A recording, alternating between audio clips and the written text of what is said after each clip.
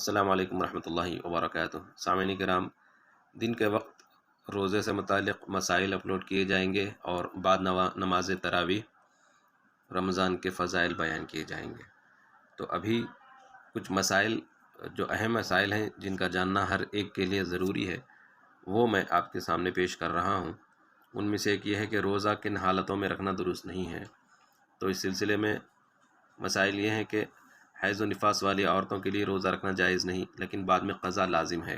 اور کن حالتوں میں روزہ نہ رکھنا مباح ہے، یعنی روزہ رکھنے پر ثواب ہوگا، نہ رکھنے پر گناہ نہیں ہوگا۔ وہ کون سی حالتیں ہیں؟ وہ یہ ہیں: ایک تو مریض، اگر یہ روزہ نہ رکھے تو گناہ نہیں ہوگا۔ اسی طرح مسافر روزہ رکھ سکتا ہے، نہ رکھے تو گناہ نہیں ہے۔ اسی طرح حاملہ عورت، اور اسی طرح دودھ پلانے والی عورت، اور اسی طرح تیماردار۔ جبکہ اس کے روزے رکھنے سے مریض کا نقصان ہو سکتا ہو تو ایسے تیماردار کو بھی روزہ نہ رکھنا کوئی گناہ کا باعث نہیں ہے۔ اور اسی طرح نہایت کمزور انسان ہے اور بھوک پیاس سے مجبور ہے آدمی، اور اسی طرح مجاہد فی سبیل اللہ، اور جنون اور بے ہوشی میں مبتلا شخص کے لیے اعذار کی بنا پر روزہ نہ رکھنا مباح ہے۔ جب ان کا عذر زائل ہو جائے گا تو وہ روزے کی قضا کریں گے۔ ہاں، اگر کوئی شخص ایسا ہو جسے روزہ رکھنے پر قدرت ہی نہ ہو تو اس کے لیے یہ حکم ہے کہ وہ ہر روزے کے بدلے فدیہ دیا کرے۔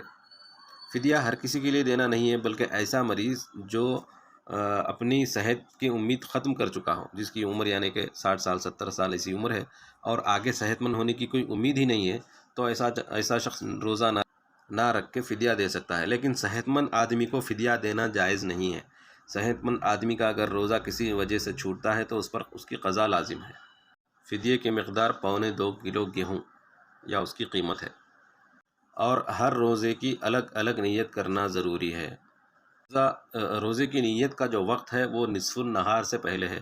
اب ہمارے پاس جو نصف النہار ہوتا ہے وہ تقریباً 11:30 بجے کا وقت ہوتا ہے۔ وقت سے پہلے روزے کی نیت کر لی جائے تو روزہ صحیح ہو جائے گا۔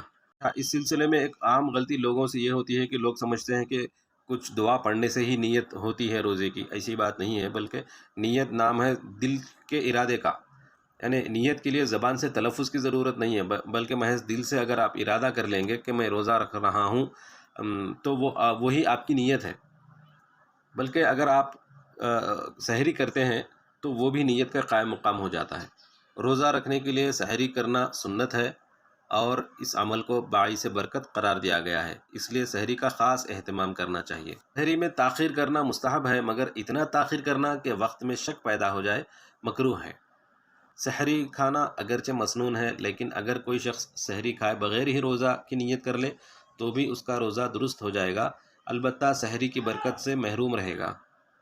اور افطار میں جلدی کرنے کا مطلب یہ ہے کہ جب مغرب ہو جائے، یعنی یوں سمجھے کہ آپ کے مسجد سے سائرن بج جائے یا اذان ہو جائے تو اس کے بعد تاخیر کرنا درست نہیں ہے۔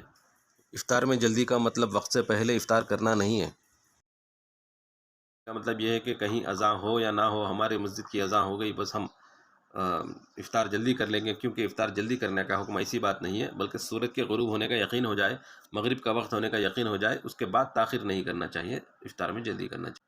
اس سلسلے میں ایک وضاحت یہ کرنا چاہوں گا کہ بعض علاقوں میں اہل حدیث حضرات کی مساجد ہوتی ہیں، یہ حضرات عام مسلمانوں سے 2-3 منٹ قبل ہی افطار کر لیتے ہیں، اذان دیتے ہیں اپنی مساجد میں، تو بعض لوگ کنفیوز ہو جاتے ہیں کہ اتنا جلدی اذان ہو رہی ہے لہذا افطار کرنا چاہیے۔ ایسی بات نہیں ہے، وہ حضرات اپنی تحقیق پر عمل کرتے ہیں، وہ جانیں، ان کی تحقیق جانیں۔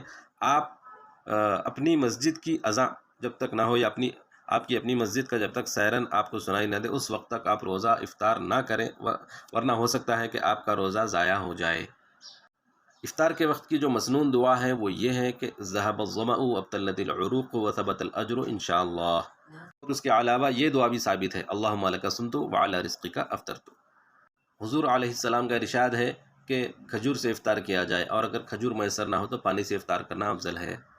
10 سال سے کم عمر بچہ اگر ایسا صحت مند ہو کہ روزہ رکھنے سے اس کو کوئی مشقت نہ ہو تو ایسے بچے سے روزہ رکھوانے میں حرج نہیں، لیکن اگر بچہ کمزور یا اتنا چھوٹا ہو کہ روزہ رکھنا اس کے لیے سخت تکلیف کا باعث ہو تو اس سے روزہ نہیں رکھوایا جائے گا۔ آج کل کچھ لوگ ناموری کے لیے زبردستی چھوٹے چھوٹے بچوں سے روزہ رکھواتے ہیں اور پھر ان کی فوٹوز وغیرہ سوشل میڈیا پر ڈالتے ہیں، اور روزہ کشائی کے نام پر، روزہ رکھائی کے نام پر بڑی بڑی دعوتیں کی جاتی ہیں۔ یہ سب باتیں رسومات میں داخل ہیں، اور ان کا چھوڑنا اور ان سے اجتناب کرنا ضروری ہے۔ باقی مسائل انشاءاللہ اگلے دن بیان کیے جائیں گے۔ السلام علیکم۔